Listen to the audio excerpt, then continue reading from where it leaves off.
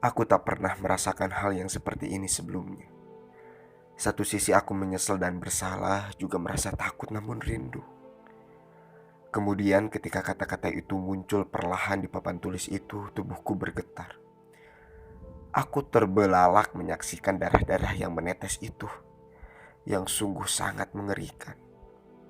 Bau anyir menyerebak ke seisi ruangan hingga menusuk-nusuk hidungku. Aku tak tahu harus berbuat apa. Aku tak tahu harus menjawab apa. Dan seketika sosok Anggi yang berlumuran darah itu tiba-tiba muncul di sudut kelas itu. Hati dan tubuhku semakin kaku. Aku tak bisa melakukan apapun, bahkan untuk tersenyum menyambut kemunculan Anggi yang sangat kucintai. Sebelumnya aku memang sudah merasakan hal-hal aneh beberapa hari ini. Hari itu aku pulang dari kelas Anggi. Seperti biasanya, aku melakukan hal-hal yang biasa kulakukan di sana. Kemudian hujan turun sementara hari semakin gelap. Aku tak merasakan apapun pada awalnya. Hingga hari hampir maghrib hujan barulah reda.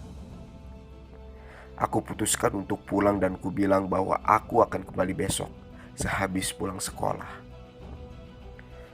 Sekolahku memang memiliki banyak lorong-lorong dan pepohonan rindang.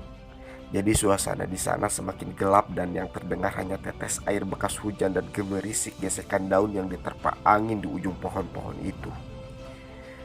Baru saja aku melangkahkan kaki keluar dari kelas itu seperti ada angin yang menerpa punggungku dari belakang. Kuanggap itu hal biasa, sebelum kusadari bahwa angin itu bertiup seharusnya dari arah yang berlawanan, searah dengan angin yang berhembus menerpa daun-daun itu.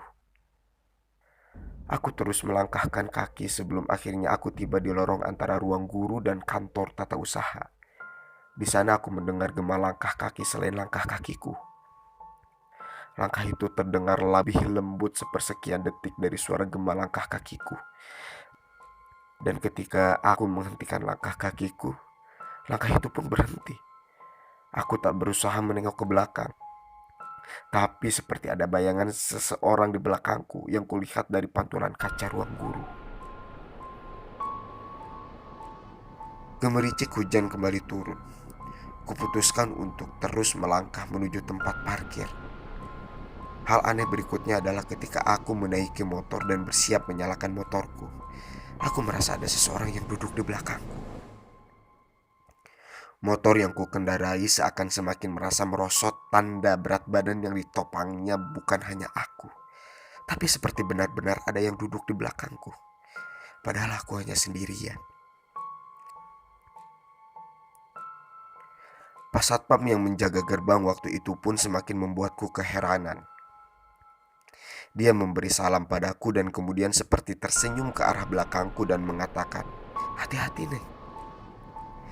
Aku kaget bukan main, tapi tak berusaha melakukan klarifikasi bahwa aku benar-benar hanya sendirian waktu itu.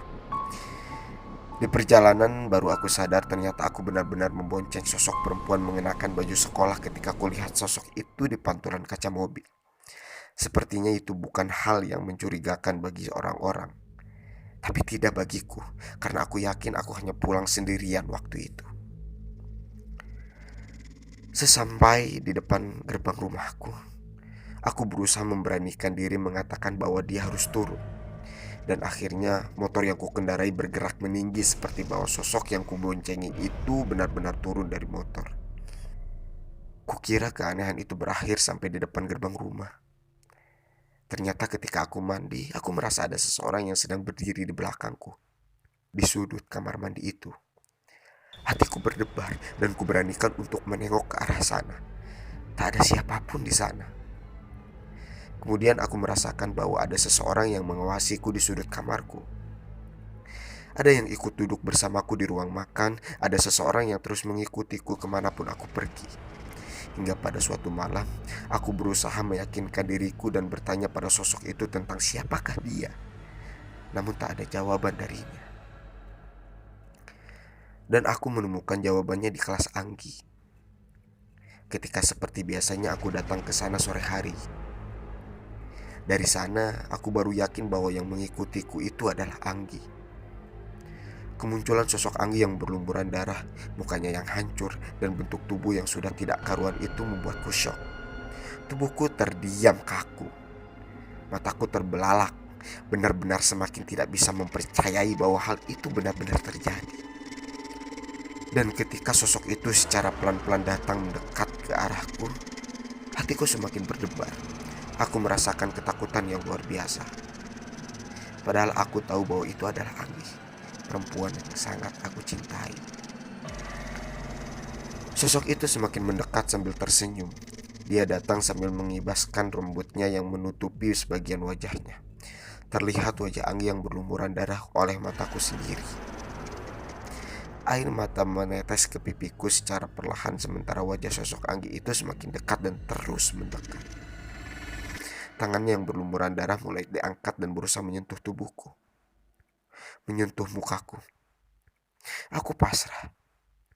Aku tak bisa berbuat apa-apa. Ku dengar, "Rio, ini aku Anggi, jangan takut." Aku gemetar. Aku menangis.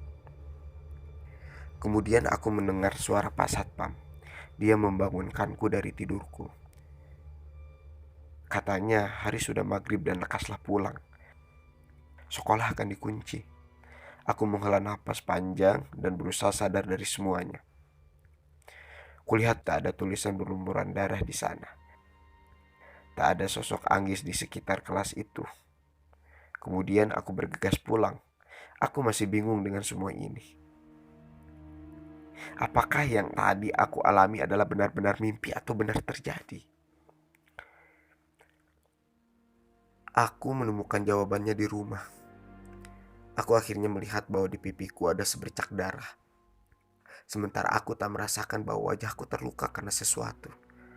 Kuusap darah itu, kuperhatikan baik-baik. Aku jadi teringat sebercak darah ketika aku dan Anggi pertama kali berhubungan intim. Aku jadi ingat semuanya dan seakan itu baru terjadi kemarin sore. Dan ketika aku bangun dari ingatan itu, aku melihat sosok Anggi tepat berada di depanku. Aku menjerit sekeras-kerasnya. Kejadian itu terus aku alami selama beberapa hari.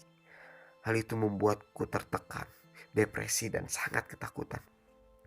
Akhirnya orang tuaku membawaku pada seorang yang paham hal-hal gaib. Hampir semua orang pintar itu mengatakan bahwa aku diikuti makhluk cantik yang terus menagih janji. Orang tuaku menanyakan bahwa aku pernah punya janji apa dengan makhluk itu. Aku sama sekali tak mau membuka semuanya. Aku tak mau menceritakan semuanya. Sementara ke semua orang pintar bilang bahwa aku harus menceritakan semuanya dan menyelesaikan semuanya dengan segera. Hingga suatu malam, sosok itu muncul lagi. Dia duduk membelakangi aku yang terbaring di tempat tidur. Dan itu membuatku semakin tak karuan. Aku menangis semalaman. Tapi sosok itu sama sekali tak beranjak dari sana. Aku minta tolong, tapi siapapun tak dapat menolong diriku. Maka aku putuskan bahwa salah satu jawaban dari ini semua adalah aku harus menolong diriku sendiri. Semua kejadian itulah yang mendorongku untuk datang ke tempat di mana Anggi menabrakkan diri ke kereta. Aku terdiam di sana beberapa saat, menyaksikan beberapa kertas melintas kencang tepat di hadapanku sambil membayangkan tubuh Anggi terhempas oleh kereta-kereta yang melaju kencang itu. Tiba-tiba, aku masih merasa bahwa sosok Anggi itu ada berdiri di tepat di sebelahku. Aku semakin ketakutan. Ketika sebuah kereta melintas ke arah Jakarta, aku menabrakkan diri ke arah kereta itu. Yang kudengar terakhir kali adalah suara klakson kereta itu. Dan kemudian kudengar suara Anggi. "Bangun Rio, kamu sudah tiba di sini sekarang."